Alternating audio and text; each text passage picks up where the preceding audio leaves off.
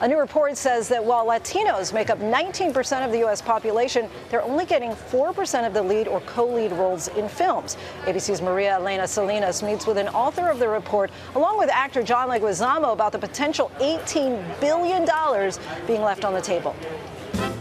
I feel hallelujah. After years of sounding the alarms, Latinos in Hollywood can finally feel some vindication. There is a God. McKinsey Company, a research and consulting firm, has released a new report detailing some of the shortcomings in Hollywood when it comes to Latino representation. If it goes well, no one says anything. But if it doesn't, it's your fault.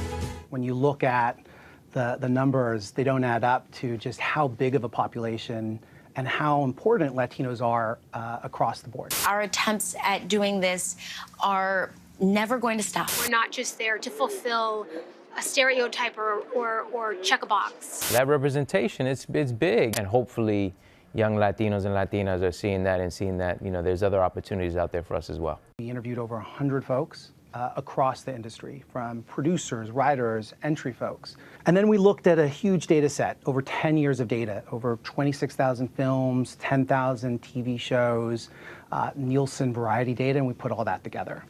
And the data was quite telling. The McKinsey report states that just 4% of Latinos have co-lead or co-lead roles. And which is pathetic. Why do you think that is when there's an abundance of Latino talent, both for on-screen and behind the scenes? I mean, it's sad to say, but, hashtag Hollywood too white. That's the problem. I mean, it's baked in systemic racism. Although 19% of the population is Latino, the report says we account for 29% of box office ticket sales and 24% of streaming subscribers.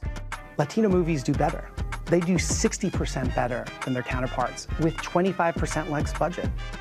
And so, taking a step back, there's a real big opportunity here. And every time you pitch a Latin project, they tell you, we have to do it for less. It's always, they're always giving you sort of the B side of the record. You're getting less because it's a Latin story, because there's Latin stars, but you're not going to get great content unless you put it the same money and the same value. We have to always be extraordinary. But somehow we're always doing it wrong. In fact, Camilo's research suggests that there's about $18 billion in potential revenue being ignored by the industry. What we found was these movies get nominated more often, and they actually win. Pedro Pascal, The Last of Us!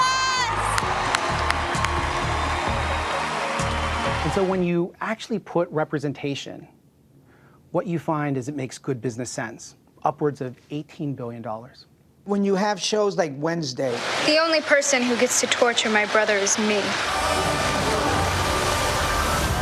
The Last of Us, when you put a Latin star in it. You trust me? It's a huge hit. John Leguizamo, actor, comedian, and producer, has been talking about this problem for years, dedicating much of his career to educating others about the Latino experience.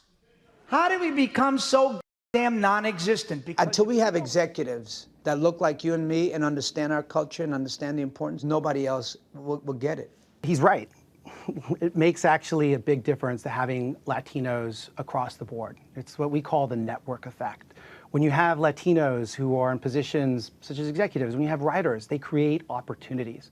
Obviously, it's, the gatekeepers seeing us as people who clean their homes and service industry, when we have our uncles and aunts who are doctors and accountants and heroes and firemen and policemen, we know the diversity in our community. I mean, we have Afro-Latinos, we have South American Latinos. There are 680 million Latinos around the world, and there's only about 10% in the US. So it's a very big global group. That's the importance of having Latinos in positions of power, because we feed it back. It becomes a feedback loop into our community, and we can uplift everybody. This is the people I grew up and I loved and I laughed with and cherished, and who gave me a sense of pride and love. So how can I not fight for them? What would your recommendations be to the powers that be in Hollywood to make it a more equitable industry? I'd like to get Latino executives in there. I need that desperately. And secondly is greenlight Latin projects. flip your white stars and put a Latin star instead. And give them a chance. Yes, to grow, to get to that spot where you can greenlight any movie. So grateful for Maria Elena Salinas for that conversation. This morning, Bill Kramer, CEO of the Academy of Motion Pictures Arts and Sciences, stressed the importance of diversity in the Academy as well. Clearly, a part of our core mission is to sit in the DEAI space, diversify our membership, help build a pipeline of new talent for the film industry that represents the world that we live in. And I think you saw it reflected this year in the nominations, incredibly diverse nominations. It is a core part of our mission and the work that's in front of us. Hi everyone, George Stephanopoulos here. Thanks for checking out the ABC News YouTube channel. If you'd like to get more videos, show highlights, and watch live event coverage, click on the right over here to subscribe to our channel, and don't forget to download the ABC News app for breaking news alerts. Thanks for watching.